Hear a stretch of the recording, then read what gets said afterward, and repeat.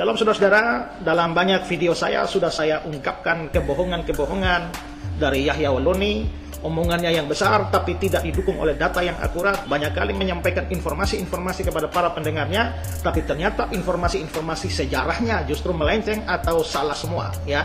Dan pada kesempatan kali ini saya ingin lagi menunjukkan satu kesalahannya atau satu kebodohannya, yakni dia ketika berbicara soal nama orang yang disalib bersama Kristus. Kita tahu bahwa Yesus disalib bersama dengan dua penjahat. Siapa penjahat-penjahat itu? Nah, coba perhatikan apa yang dikatakan oleh Yahya Waloni ini. Sebelum Yesus disalib, menurut Bible ada dua orang di kanan kiri, dua penyamun. Sudah dalam keadaan disalib. Siapa namanya? Pasti nggak tahu. Saya tahu, Barsabas. Nah, saudara lihat bahwa dia mengatakan bahwa penjahat yang disalib di sebelah Yesus itu namanya Barsabas. Saya waktu mendengar ini saya lucu sekali, saudara. Dari mana orang ini bisa tahu bahwa penjahat itu bernama Barsabas? Saya pikir-pikir ya, saya duga ya, jangan-jangan dia bingung antara Barsabas dengan Barabas. Karena apa? Karena Barabas itu memang adalah salah satu tokoh penjahat pada waktu itu yang hidup sejaman dengan Yesus, yang juga direncanakan untuk dieksekusi mati melalui hukuman salib. Tapi kalau memang itu adalah Barabas yang dimaksud, maka dia sangat keliru. Kenapa? Karena justru Yesus itu disalibkan untuk mengganti posisi Barabas. Karena Pontius Pilatus itu demi menyelamatkan Yesus supaya tidak disalib, dia menukarnya dengan Barabas ini. Itu nampak di dalam Markus pasal 15 ayat yang ke-15. Begini bunyinya. Dan oleh karena Pilatus ingin memuaskan hati orang banyak itu, dia membebaskan Barabas bagi mereka. Tapi Yesus disesahnya lalu diserahkan untuk disalibkan. Jadi kita bisa lihat bahwa Barabas memang penjahat yang akan disalibkan. Tapi demi menenangkan orang-orang Yahudi, lalu Pilatus melakukan barter. Sehingga Barabas yang disalibkan dan Yesusnya tidak disalibkan. Tapi ternyata orang Yahudi tidak mau. Sehingga mereka mengatakan bahwa bebaskan Barabas dan Yesuslah yang disalibkan. Jadi kalau memang Barabas dibebaskan menurut tuntutan orang Yahudi dan Yesuslah yang disalibkan, bagaimana bisa Yesus disalibkan dengan Barabas?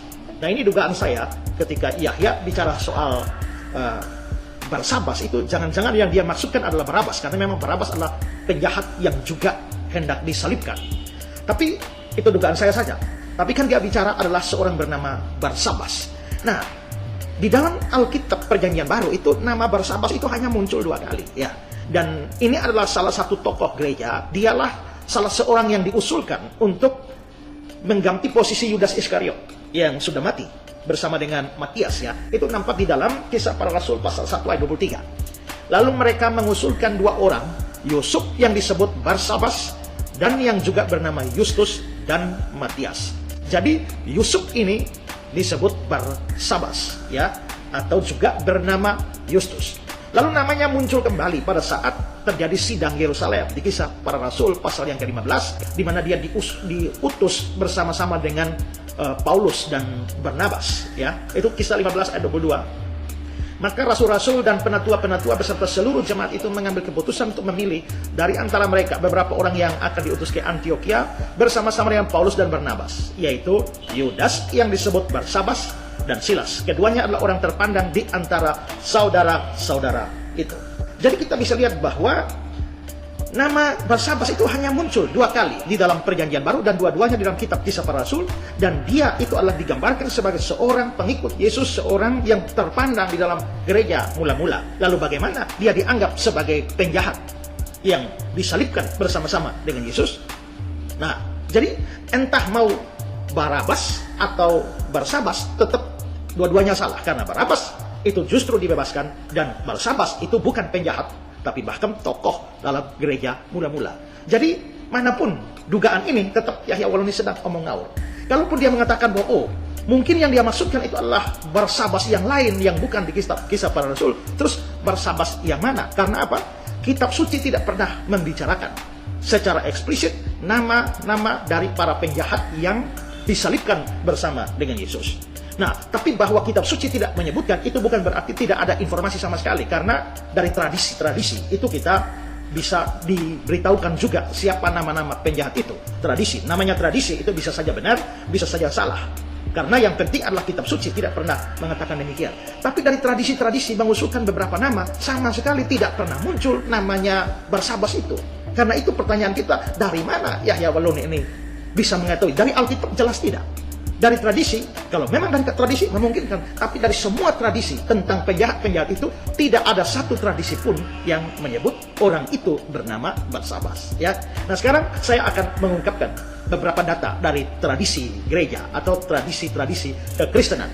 Kalau kita melihat misalnya di dalam Wikipedia saja, nah Wikipedia di dalam pembahasan soal penjahat yang disalib bersama Yesus. Saudara perhatikan ini dari Wikipedia dikatakan begini. Menurut tradisi, Santo Dismas adalah seorang santo yang baru mengikut Yesus pada menit-menit akhir dari kehidupannya. Dismas adalah salah seorang dari dua penjahat yang disalibkan di sebelah kiri dan sebelah kanan Yesus. Jadi jelas bahwa di sini dikatakan penjahat itu adalah bernama Dismas. Di dalam kitab Injil Lukas 23, 39-43 dikisahkan bahwa penjahat yang satu tidak menyesali perbuatannya, tapi penjahat yang satu lagi menyesali perbuatannya. Penjahat yang menyesali perbuatannya adalah Dismas. Ketika mendekati ajalnya, Dismas memohon ampun atas dosa-dosanya kepada Yesus. Yesus mengiyakan dan berkata, hari ini juga kamu bersama dengan aku di Firdaus. Dismas dipandang sebagai teladan bagi orang yang mau bertobat. Selain itu, dia juga menjadi santo pelindung bagi orang yang dihukum mati. Itu berdasarkan tradisi. Kalau saudara lihat di gambar sebelah kanan ini, terlihat bahwa itu adalah suatu patung yang dibuat untuk menghormati Dismas yang dianggap oleh santo terutama di dalam kalangan Roma Katolik. Jadi kita bisa lihat dari ini tradisi mengatakan bahwa salah satu penjahat namanya Dismas, bukan Barsabas. Lalu masih dari Wikipedia, ketika membahas penyamun atau penjahat yang tidak bertobat, yang satu lagi ya, yang bertobat bukan nama Dismas ya, tapi yang satu lagi yang tidak bertobat, dikatakan begini. Penyamun yang tidak bertobat adalah sebuah karakter yang dideskripsikan dalam catatan perjanjian baru pada penyaliban Yesus. Dalam naratif Injil, dua bandit penjahat disalibkan bersama dengan Yesus. Dalam catatan-catatan terawal, mereka ikut mengejeknya. Namun dalam versi Injil Lukas, salah satunya tidak meminta keselamatan dari Yesus. Sementara yang lainnya, yang dikenal sebagai penyamun yang bertobat, meminta belas kasihan. Nah, perhatikan ini.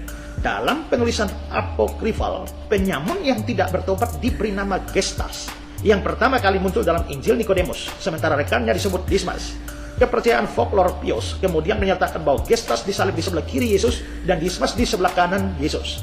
Dalam Golden Legend karya Jacobus de Voragine, penyamun yang tidak bertobat diberi nama Gesmas. Penyamun yang tidak bertobat terkadang disebut sebagai penyamun buruk, sebagai lawan dari penyamun baik. Jadi kita bisa lihat Dismas, lalu ada Gestas, tapi versi yang lain mengatakan bernama Gesmas. Lalu, Injil kanak-kanak Arab, apokrifal, menyebut Gestas dan Dismas masing-masing sebagai Dumacus dan Titus. Menurut tradisi, contohnya dalam Golden Legend karya Henry Wadsworth Longfellow, Damaskus adalah salah satu dari sekawanan perampok yang menyerang Santo Yusuf dan keluarga Kudus pada pelarian ke Mesir mereka. Ya. Nah, dari informasi ini, lagi-lagi muncul nama Dismas, juga muncul Gestas atau Gesmas, juga muncul versi Damaskus dan Titus, tapi tidak pernah muncul nama Barsabas dalam tradisi ini. Mari kita telusuri lagi ya, di dalam website katakombe.org dikatakan begini. Menurut tradisi, Santo Dismas adalah seorang dari dua penjahat yang disalibkan di sebelah kiri dan sebelah kanan Yesus. Salah satunya adalah Dismas. Terus, masih dari web yang sama, dibilang, dalam Injil Lukas, pencuri yang bertobat yang tidak disebutkan namanya. Dalam Injil Nikodemus, Injil Apokrif berasal dari abad 4. Nama pencuri yang baik adalah Dismas dan pencuri menghujat Yesus bernama Gestas. Dalam Injil Al-Tufuliah, Injil Apokrif abad yang ke-6, namanya adalah Titus dan pencuri yang buruk itu bernama Damaskus. Tradisi gereja Ortodoks Rusia menyebut namanya Rah. Nah, dari semua data yang diberikan ini kita bisa lihat memang kitab suci tidak menyebut namanya, tidak penting juga kok ya. Tapi dari tradisi, terlepas dari benar atau tidaknya tradisi itu, tapi nama Dismas muncul, nama Gestas muncul atau Gesmas atau juga Dumacus, Titus, Rah, tapi tidak ada satu tradisi pun yang menyebut nama penjahat itu adalah Barsabas. Kalau begitu pertanyaan kita sekarang, dari mana nama Barsabas bisa muncul di kepalanya Yahya Waloni? Sudah pasti tidak bisa dari kitab suci, kecuali dia salah menafsir soal Barabas dan Barsabas. Dan sudah pasti juga tidak dari tradisi, karena tidak ada tradisi demikian. Kalau begitu sekali lagi, dari mana bisa muncul nama Barsabas di kepala Yahya Waloni? Saya tidak tahu dari mana. Tapi yang pasti adalah bahwa omongan dia dengan mulut besarnya itu hanyalah omong kosong yang tidak jelas sumbernya. Lagi-lagi, sekali lagi, ini menunjukkan betapa bodohnya Yahya Waloni. Yang begini yang mengatakan kalau debat tidak bawa apa-apa, hanya mau bawa otak saja. Satu lembar pun begini tidak akan saya bawa dalam meja debat. Saya cuma bawa otak di kepala saya. Kamu akan habis, Yahya.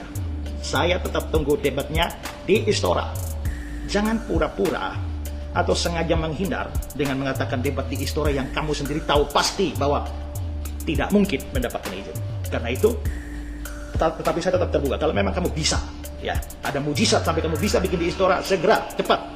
Saya kok tidak sabar lagi menghabisi kamu, Yahya. Tapi yang paling real adalah tantangan saya itu debat 1 lawan 1 di ruang tertutup. Kita cuma live streaming saja tanpa massa, ya, atau boleh dihadiri dengan beberapa orang yang mengambil videonya, dan setelah debat baru kita publikasikan. Menurut saya ini jauh lebih memungkinkan. Saya tetap tunggu jawabanmu, Yahya. Sekali lagi, ku tunggu kau.